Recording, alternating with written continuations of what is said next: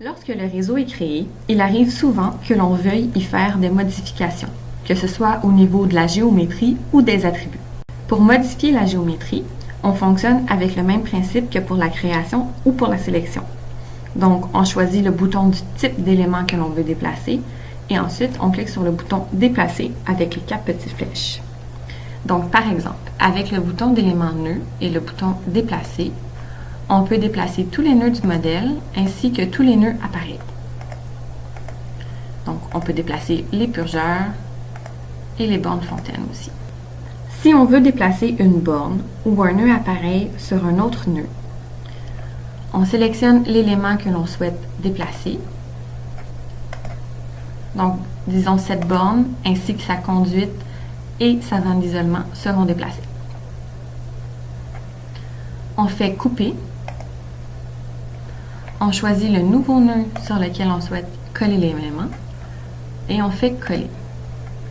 Ensuite, on doit placer la borne. Donc, on clique.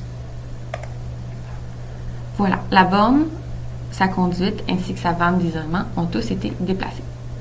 Pour déplacer les conduites, on choisit le bouton de l'élément conduite ainsi que déplacer. Ceci permet de déplacer les vertex du réseau.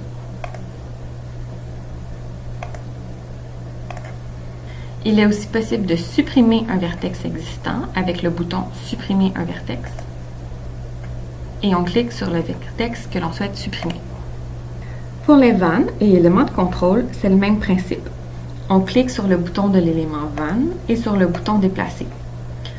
On est en mesure de déplacer la vanne sur la conduite sur laquelle elle est déjà.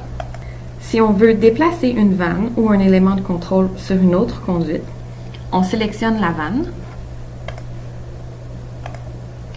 On fait couper, on sélectionne la nouvelle conduite et on fait coller.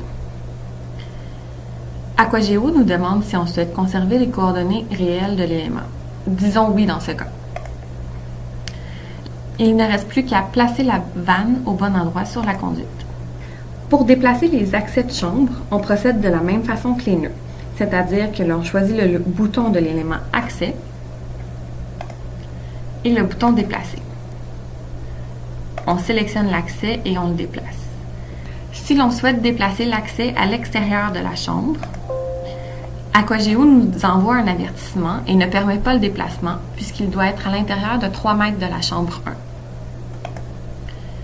1. Donc, déplaçons l'accès dans la chambre. Ensuite, il y a 3 options. Déplacer la chambre, mais les accès ne sont pas déplacés. Pour cela, on choisit le bouton « Chambre » et « Déplacer ». Donc, on déplace la chambre, mais les accès restent au même endroit. Il est aussi possible de déplacer la chambre ainsi que ses accès. Donc, les accès demeurent au même endroit dans la chambre. Pour cela, on maintient le bouton « Shift » et on clique sur la chambre. Donc, on voit que la chambre ainsi que ses accès sont sélectionnés afin d'être déplacés. Il est aussi possible de modifier la géométrie du polygone de la chambre en y ajoutant un vertex. Pour cela, on sélectionne le bouton « Chambre » et le bouton « Scinder une conduite ». On clique sur la chambre et le curseur bleu indique l'endroit où le vertex sera ajouté. On clique. Maintenant, afin de déplacer ce vertex, on sélectionne le bouton « Chambre » et « Déplacer » et en même temps, on appuie sur « Contrôle ». Tous les vertex de la chambre peuvent être sélectionnés et celui que nous venons d'ajouter, on peut cliquer et le déplacer afin de mieux représenter la géométrie de la chambre. Il est aussi possible d'utiliser le bouton « Supprimer un vertex » afin de supprimer le vertex.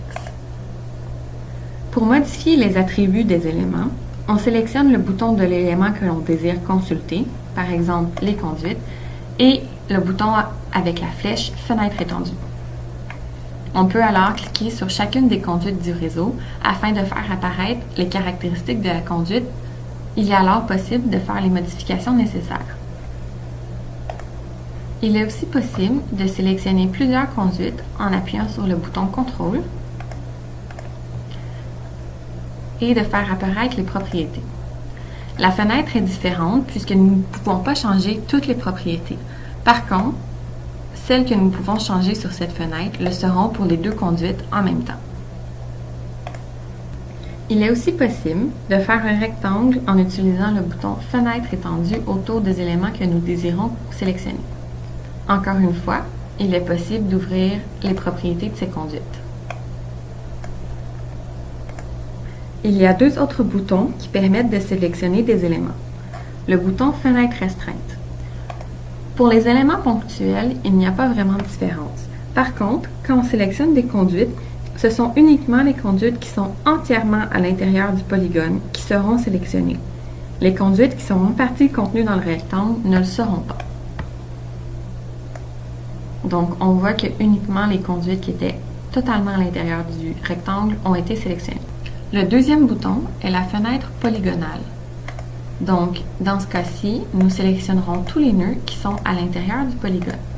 On clique avec le bouton de gauche de la souris afin d'ajouter un coin et pour refermer le polygone, on clique avec le bouton de droite. Donc, tous les nœuds et les nœuds appareils situés dans le polygone ont été sélectionnés. On peut aussi modifier les éléments en passant par les chiffriers. Donc, avec la sélection que nous avons ici, nous allons dans Chiffrier, Réseau, Nœuds. Donc, tous les nœuds du réseau qui sont sélectionnés apparaissent dans le chiffrier. Il est alors possible de changer les attributs des différents nœuds via le chiffrier. Par contre, toutes les colonnes dont le titre est souligné ne permettent pas la modification. Donc, nous pouvons changer le numéro, mais pas le code du nœud, par exemple.